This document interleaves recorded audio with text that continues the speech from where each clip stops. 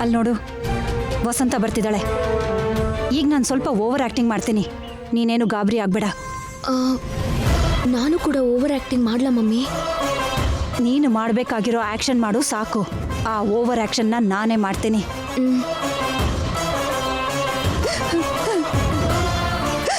ಅತ್ತಿಗೆ, ಬಾ ಅತ್ತಿಗೆ ಬಾ. ಮತ್ತೆ ಏನಾಯ್ತು? ಹೊಸ್ದಾಗೇನು ಆಗಿಲ್ಲ ಅತ್ತಿಗೆ, ನೆನ್ನೆದೆ. ಈ ಮದ್ವೆ ನಡೆಯತ್ತಾ ಇಲ್ವಾ? ಆಗದೆ ಇದ್ರೆ ರೂಪಾ ರಾಣಿಗೆ ಏನಾಗತ್ತೋ ಏನೋ ಅನ್ನೋ ಯೋಚನೆ ಮಾಡಿದ್ರೆ ನನ್ನ ಎದೆ ಬಡ್ತ ಜಾಸ್ತಿ ಆಗತ್ತೆ ಅತ್ತಿಗೆ. ಸುಮ್ಮನಿರಿ ಅತ್ತಿಗೆ, ಸುಮ್ಮನಿರಿ.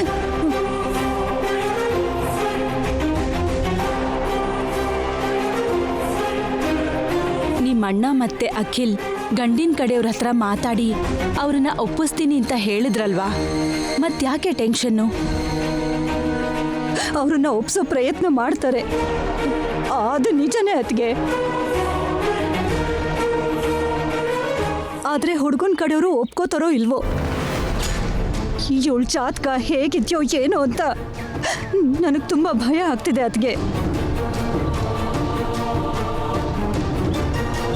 ಅವ್ರು ಒಪ್ಕೋತಾರೋ ಅಥವಾ ಇಲ್ವೋ ಅನ್ನೋದು ಇವಳ ಜಾತಕದ ಮೇಲೆ ನಿಂತಿದೆ ಅಲ್ವಾ ಅತ್ತಿಗೆ? ಅದಕ್ಕೆ ನನಗೆ ಗೊತ್ತಿರೋ ಊರು ಹೊರಗಡೆ ಕೌಡೆ ಸ್ವಾಮೀಜಿ ಅಂತ ಒಬ್ರು ಸ್ವಾಮೀಜಿ ಇದ್ದಾರೆ.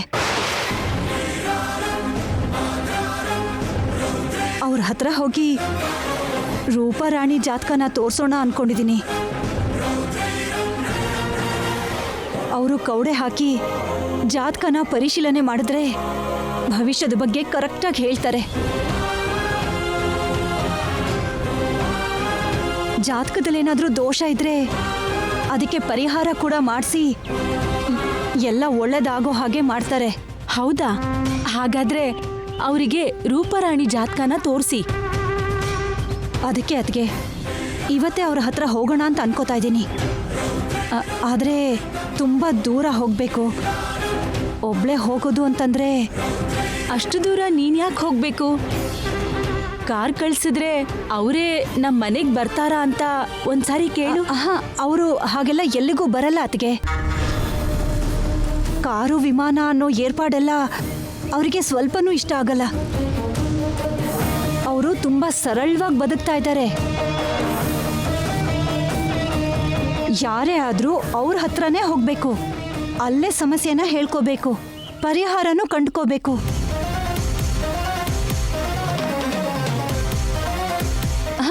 ಅತಿಗೆ, ಈಗ ನಿಮ್ಗೇನು ಕೆಲಸ ಇಲ್ಲ ಅಂತಂದ್ರೆ ನನ್ನ ಜೊತೆ ಅಲ್ಲಿಗೆ ಬರ್ತೀರಾ ಅತಿಗೆ? ಖಂಡಿತ ಬರ್ತೀನತ್ಗೆ. ರೂಪರಾಣಿಗೋಸ್ಕರ ನಾನು ಅಷ್ಟು ಮಾಡೋದಿಲ್ವಾ?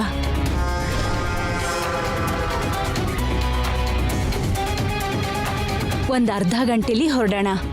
ಸರಿ ಅತ್ಗೆ. ಅಮ್ಮ ರೂಪಾ, ನೀನು ಧೈರ್ಯವಾಗಿರು, ಎಲ್ಲ ಒಳ್ಳೇದೇ ಆಗತ್ತೆ. ಸರಿ ಆಂಟಿ.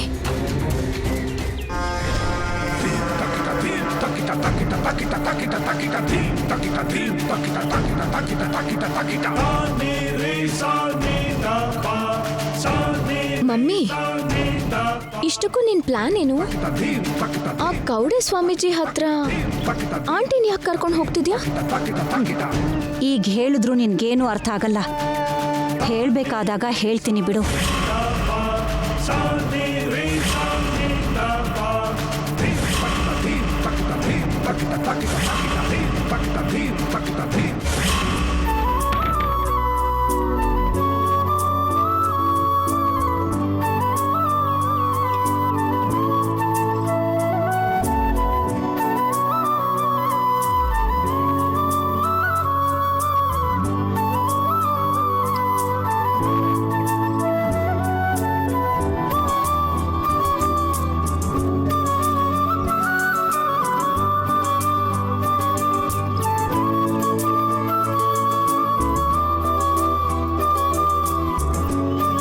ಶ್ಯಾಮ, ಏನ್ ಮಾಡ್ತಿದ್ಯಾ?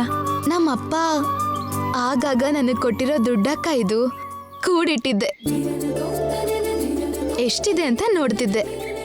ಯಾಕೆ ಶ್ಯಾಮ ಈ ದುಡ್ಡು? ನಿನಗೇನಾದ್ರೂ ಬೇಕಾದ್ರೆ ಅಖಿಲ್ನ ಕೇಳಬಹುದಲ್ವಾ? ಅವ್ರಿಗೋಸ್ಕರನೇ ಈ ದುಡ್ಡಕ್ಕ. ಅಖಿಲ್ಗೋಸ್ಕರನಾ? ಹೌದಕ್ಕ, ನಾಳೆ ಅಖಿಲ್ ಅವ್ರ ಬರ್ತ್ಡೇ ಅಲ್ವಾ? ಈ ದುಡ್ಡಿಂದ ನಮ್ಮ ಯಜಮಾನ್ರಿಗೆ ಏನಾದ್ರೂ ಗಿಫ್ಟ್ ಕೊಡೋಣ ಅಂತ.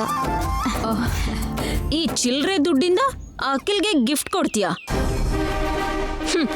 ಈ ದುಡ್ಡಿಂದ ಅಖಿಲ್ ಹಾಕೋ ಶೂಸ್ ಅಲ್ಲ, ಸಾಕ್ಸ್ ಕೂಡ ತಗೊಳಕ್ಕಾಗಲ್ಲ ನಿಂಗೆ. ಇಂಥ ಚಿಲ್ರೆಯಿಂದ ಚಿಲ್ರೆ ಗಿಫ್ಟ್ ತಗೊಂಡು ಅಖಿಲ್ಗೇನು ಕೊಡಬೇಡ. ನಿನ್ನನ್ನು ಚಿಲ್ರೆ ವ್ಯಕ್ತಿ ಅನ್ಕೋತಾನೆ. ಖಂಡಿತವಾಗ್ಲೂ ಅವ್ರು ಹಾಗೆ ಅಂದ್ಕೊಳ್ಳಲ್ಲ. ಗಿಫ್ಟ್ ಕೊಡೋರ್ ಮನ್ಸನ್ನ, ಅವ್ರ ಅಭಿಮಾನನ ಅಖಿಲ್ ಅವರು ನೋಡ್ತಾರೆ ಹೊರತು ಗಿಫ್ಟ್ ಬೆಲೆ ನೋಡಲ್ಲ. ಅದ್ರ ಬೆಲೆ ನೋಡಿ ಯಾರಿಗೂ ವ್ಯತ್ಯಾಸ ಮಾಡಲ್ಲ. ಕರೆಕ್ಟಾಗಿ ಹೇಳ್ದೆ ಶ್ಯಾಮ. ಅಖಿಲ್ ಯಾವತ್ತೂ ಹಾಗೆ ಬೆಲೆ ನೋಡೋ ಮನುಷ್ಯ ಅಲ್ಲ.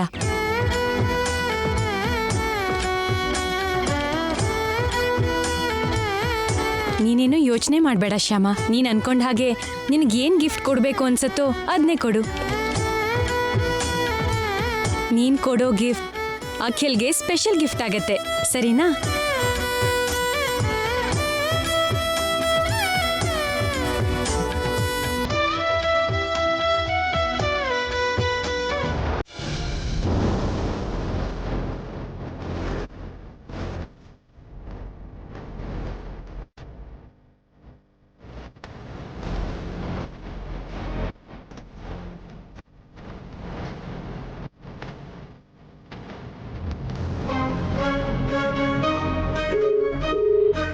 ಅಮ್ಮಯ್ಯ. ಹಲೋ, ನಾನು ಕವಡೆ ಸ್ವಾಮೀಜಿ ಶಿಷ್ಯ ಮಾತಾಡ್ತಿದ್ದೀನಿ. ನಿನ್ನ ಗುರುಗಳಿಗೆ ಒಂದ್ಸಲ ಫೋನ್ ಕೊಡು. ನಮ್ಮ ಗುರುಗಳು ಯಾರೋ ಮುಖ್ಯವಾದ ಭಕ್ತನ ಹತ್ರ ಮಾತಾಡ್ತಿದ್ದಾರೆ. ನಾನು ಅವ್ರಿಗಿಂತ ತುಂಬ ಮುಖ್ಯವಾದವಳು. ನೀನು ಅಲ್ಲಿಗೆ ಹೊಸ್ದಾಗಿ ಬಂದಿದ್ಯಾ ಗುರುಗಳ ಹತ್ರ? ಹೌದಮ್ಮ. ನೀನು ಗುರುಗಳ ಹತ್ರ ಹೋಗಿ ಗೌರಮ್ಮ ಫೋನ್ ಮಾಡಿದ್ದಾರೆ ಅಂತ ಹೇಳು. ಸರಿ. ಓಂ ನಮಃ ಶಿವಾಯ, ಓಂ ನಮಃ ಶಿವಾಯ, ಓಂ ತತ್ಸತ್. ನಿನ್ನ ಬೇಡಿಕೆ ಏನು ಹೇಳು ಕಂದ? ಸ್ವಾಮಿ, ನೀವೇನು ಮಾಡ್ತೀರೋ ನನಗೆ ಗೊತ್ತಿಲ್ಲ ಸ್ವಾಮಿ. ಆ ಲ್ಯಾಂಡ್ ಮಾತ್ರ ನನಗೆ ಸೇರೋ ಹಾಗೆ ಮಾಡಿ ಸ್ವಾಮಿ. ನಾನು ಏನು ಮಾಡಬಹುದು ಕಂದ? ಕವಡೆ ಹಾಕೋದನ್ನು ಬಿಟ್ಟರೆ ಏನು ಮಾಡಬೇಕು ಅದನ್ನು ಹೇಳ್ತೀನಿ, ಹಾಗೆ ನೀನೇ ಮಾಡು. ಸರಿ ಸ್ವಾಮಿ.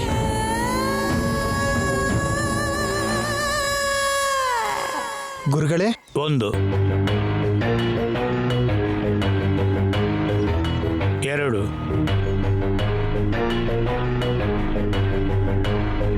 1 1 2 1 ಅಂದರೆ 121.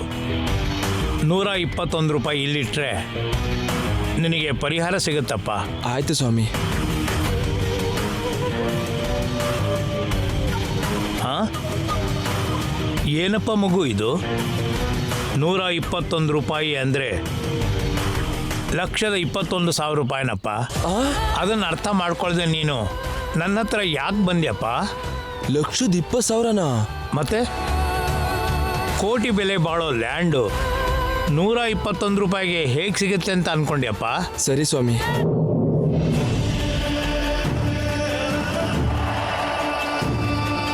ಈಗ ಹೇಳಿ ಸ್ವಾಮಿ, ನಾನೇನು ಮಾಡಬೇಕು? ಹೊಸದಾಗಿ ಏನು ಮಾಡಬೇಕಾಗಿಲ್ಲಪ್ಪ. ಆ ಲ್ಯಾಂಡಿಗೆ ಹೋಗಿ ನೈಋತ್ಯ ಮೂಲೆಯಲ್ಲಿ ಸ್ವಲ್ಪ ಅರಶಿನ ಚೆಲ್ಲು. ಆಗಲಿ ಸ್ವಾಮಿ. 3 ನಿಂಬೆಹಣ್ಣು ಕೊಯ್ದು ಅದಕ್ಕೆ ಕುಂಕುಮ ಹಚ್ಚಿ ಆ ಅರಿಶಿಣದ ಮೇಲೆ ಇಡು. ಅಲ್ಲಿ ಯಾವುದೋ ದುಷ್ಟಶಕ್ತಿ ಇದೆ ಅಂತ ಎಲ್ರೂ ನಂಬಿಸು. ಆ ದುಷ್ಟಶಕ್ತಿ ನೈಋತ್ಯ ಮೂಲೆಯಲ್ಲಿರೋದ್ರಿಂದ ಯಜಮಾನಂಗೆ ಪ್ರಾಣಕಂಟಕ ಅಂತ ಪ್ರಚಾರ ಮಾಡು. 24 ಗಂಟೆಯಲ್ಲಿ ನೀನು ಎಷ್ಟು ಕೇಳ್ತೀಯೋ ಅಷ್ಟಕ್ಕೆ ಆ ಯಜಮಾನ ಆ ಜಾಗ ಕೊಟ್ಟು ಅಲ್ಲಿಂದ ಓಡ್ ಹೋಗ್ತಾನೆ. ಆಯ್ತು ಸ್ವಾಮಿ.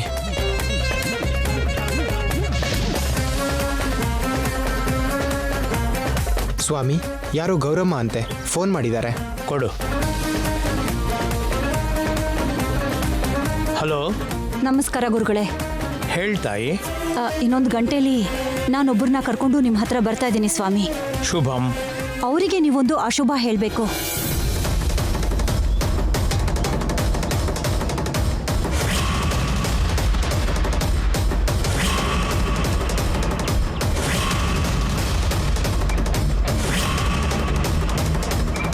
ಹೀಗೆ ನಾನು ಹೇಳ್ದಾಗ ಹೇಳಿದ್ರೆ ನೀವೆಷ್ಟು ಕೇಳ್ತಿರೋ ಅಷ್ಟು ಕೊಡ್ತೀನಿ ಸ್ವಾಮಿ. ನಾನು ಕೇಳಿದಷ್ಟಲ್ಲಮ್ಮ, ನೀನು ಕೊಡಬೇಕಾಗಿದ್ದು ನಾನು ಕವಡೆ ಕೇಳಿದಷ್ಟು. ಹಾಗೆ ಆಗಲಿ ಸ್ವಾಮಿ. ನಿಮ್ಮ ಕವಡೆ ಎಷ್ಟು ಕೇಳುತ್ತೋ ಅಷ್ಟು ಕೊಡ್ತೀನಿ. ಹಾಗಾದರೆ ತಡ ಯಾಕೆ? ಆ ಭಕ್ತನ್ನ ಬೇಗ ಇಲ್ಲಿಗೆ ಕರ್ಕೊಂಡು ಬಾ. ಸರಿ ಸ್ವಾಮಿ. ಬನ್ನಿ ಅದ್ಗೆ, ನಿಮಗೋಸ್ಕರನೇ ಕಾಯ್ತಾ ಇದ್ದೆ. ಸರಿ ಹೋಗಣ್ವಾತ್ಗೆ. ಬನ್ನಿ.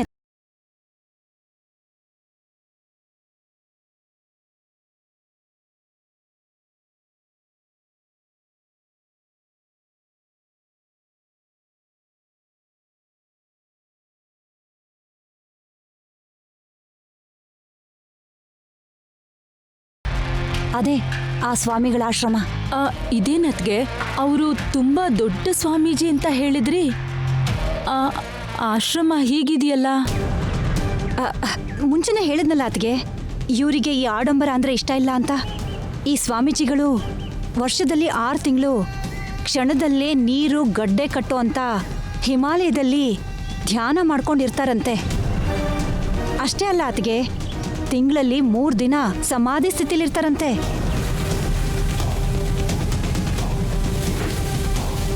ಹೋಗೋಣ ಬನ್ನಿ ಅದ್ಗೆ.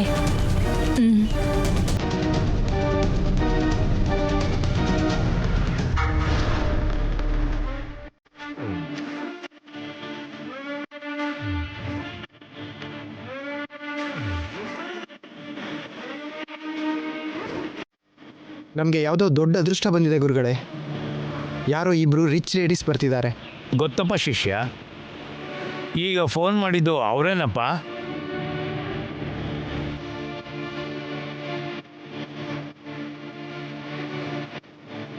ಈಗ ಅವ್ರ ಪಕ್ಕದಲ್ಲಿರೋರು ನಮ್ಮ ಪರ್ಫಾರ್ಮೆನ್ಸ್ ನೋಡಿ ನಾವು ಏನು ಹೇಳಿದ್ರು ಅವ್ರು ನಂಬಬೇಕು.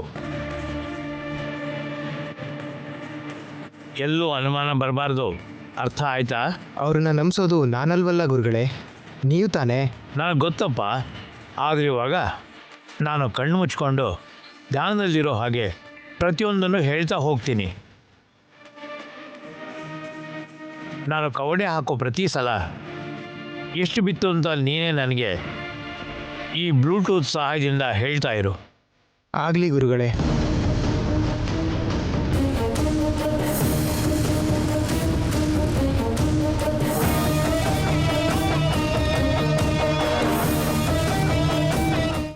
ಗುರುಗಳೇ, ಅವರು ನಿಮ್ಮ ಹತ್ರನೇ ಬರ್ತಿದ್ದಾರೆ.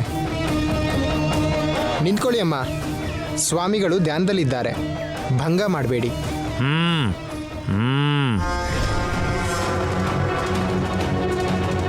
ಸ್ವಾಮಿ, ಅವ್ರು ನಿಮ್ಮ ಪಕ್ಕದಲ್ಲೇ ಇದ್ದಾರೆ.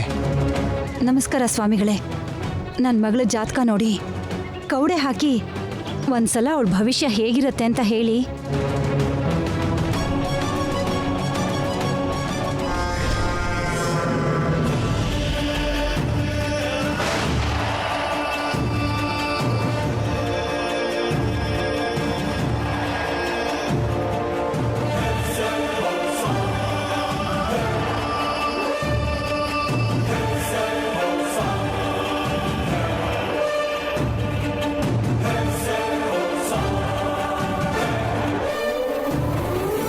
ನಾಲ್ಕು ಸ್ವಾಮೀಜಿ.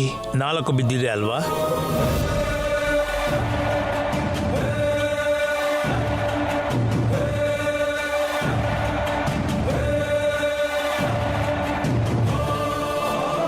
ನೋಡಿದ್ರಾತ್ಗೆ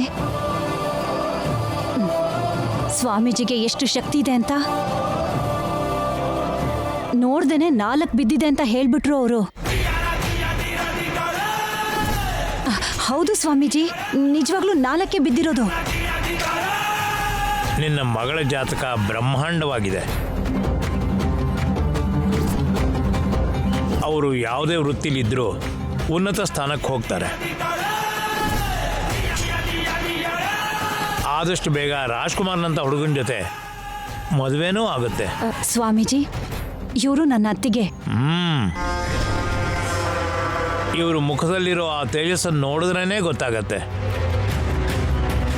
ದೊಡ್ಡ ಮನೆ ಮಗಳು ಅಂತ, ತುಂಬು ಕುಟುಂಬದಲ್ಲಿ ಇವರು ಜನನ ಆಗಿದೆ ಅಂತ.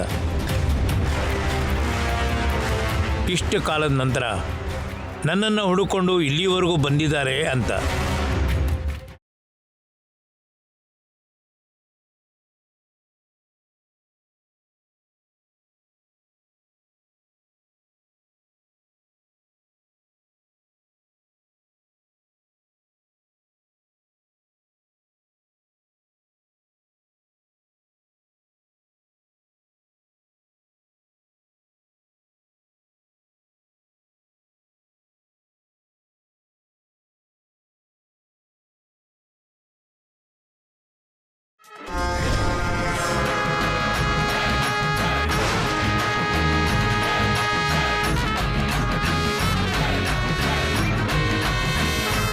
ಈ ಹುಡುಗ ಎಷ್ಟು ಬಿತ್ತು ಅಂತ ಹೇಳ್ತಾ ಇಲ್ವಲ್ಲ? ಹೇಳಿದೆ ಏನು ನಿದ್ದೆ ಮಾಡ್ತಾ ಇದೆಯೇನೋ? 3 ಬಿದ್ದಿದೆ ಸ್ವಾಮೀಜಿ. 3 ಬಿದ್ದಿದೆ ಅಲ್ವಾ?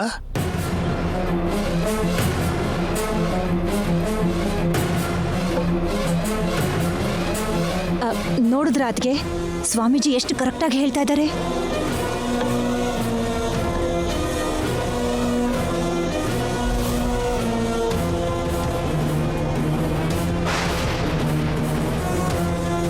ನಿನಗೆ 3 ಸಂತಾನ ಅಲ್ವೇನಮ್ಮ?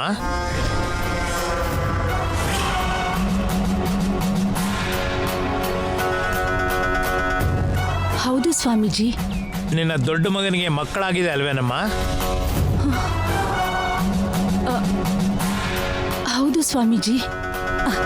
ಹೌದು ಸ್ವಾಮೀಜಿ, ಅವನಿಗೆ ಒಬ್ಬ ಮಗ ಒಬ್ಳು ಮಗಳು. ನಿನ್ನ 2ನೇ ಮಗನಿಗೆ ಶೀಘ್ರದಲ್ಲೇ ಸಂತಾನ ಭಾಗ್ಯ ಇದೆ.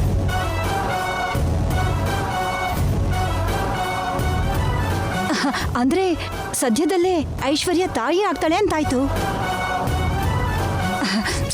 ಎಂತ ಶುಭವಾರ್ತೆ ಹೇಳಿದ್ರಿ ಸ್ವಾಮೀಜಿ.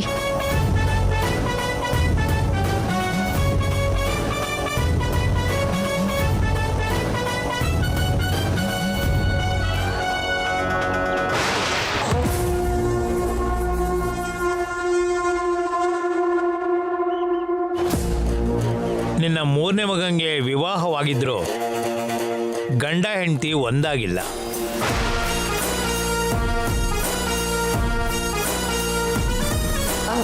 ಇಲ್ಲ ಸ್ವಾಮಿ, ಇನ್ನೂ ಶೋಭನ ಮಾಡಿಲ್ಲ.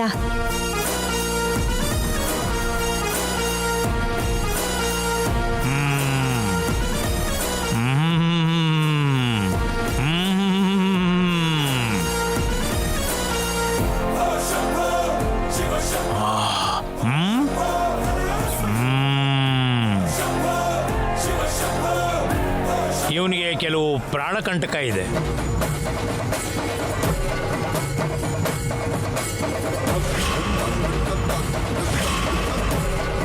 ಅವನು ಗಂಡಾಂತರದಲ್ಲಿ ಪಾರಾಗಿದ್ದಾನೆ, ಹೌದೋ ಅಲ್ವೋ? ಹೌದು ಸ್ವಾಮೀಜಿ, ಅದು ನಿಜನೇ. ಅವನಿಗೆ ಸಹಾಯ ಮಾಡೋದಕ್ಕೆ ಸಾಕ್ಷಾತ್ ಸೂರ್ಯದೇವ ಸ್ವಾಮಿನೇ ಕತ್ತನ್ನ ದೂರ ಮಾಡಿ ಅವನಿಗಿರೋ ಕತ್ಲೆ ಭಯನ ದೂರ ಮಾಡ್ದ, ಹೌದೋ ಅಲ್ವೋ? ಹೌದು ಸ್ವಾಮಿ, ನಮ್ಮ ಅಖಿಲ್ಗೆ ಇಲ್ಲಿ ತನಕ ಕತ್ಲು ಅಂದ್ರೆ ಭಯ ಇತ್ತು. ಈಗ ಆ ಭಯ ಪೂರ್ತಿಯಾಗಿ ಹೋಗಿದೆ ಸ್ವಾಮೀಜಿ. ಇಷ್ಟಕ್ಕೆ ಸಂಭ್ರಮ ಪಡಬೇಡಿ. ದೈವಶಕ್ತಿ ಎಷ್ಟೇ ಕಾಪಾಡ್ತಿದ್ರೂ ದುಷ್ಟಶಕ್ತಿ ಮಾತ್ರ ಹಿಂದೆ ಬರ್ತಾನೇ ಇರುತ್ತೆ. ಸ್ವಾಮೀಜಿ, ಆ ದುಷ್ಟಶಕ್ತಿಯಿಂದ ನಮ್ಮ ಅಖಿಲ್ ಪಾರಾಗಬೇಕು ಅಂದ್ರೆ ಏನ್ ಮಾಡಬೇಕು ಸ್ವಾಮೀಜಿ? ಮೊದಲು ಅವನು ಕೆಲವರಿಂದ ದೂರ ಇರಬೇಕು. ಅವನ ಜೀವನದಲ್ಲಿ ಕಲಾವಿದರಿಗೆ ಜಾಗ ಕೊಡಲೇಬಾರದು. ಗೆಜ್ಜೆ ಕಟ್ಟೋ ಹುಡುಗಿ ಆಗಲಿ, ಚಿತ್ರ ಬರೆಯೋ ಹುಡುಗಿ ಆಗಲಿ, ಹಾಡು ಹೇಳೋ ಹುಡುಗಿ ಆಗಲಿ ಅವನ ಜೀವನದಲ್ಲಿ ಬರಲೇಬಾರದು. ಹಾಗೇನಾದರೂ ಬಂದರೆ ಯಮಗಂಡ ಅವನ ಪಕ್ಕದಲ್ಲೇ ಇದ್ದ ಹಾಗೆ.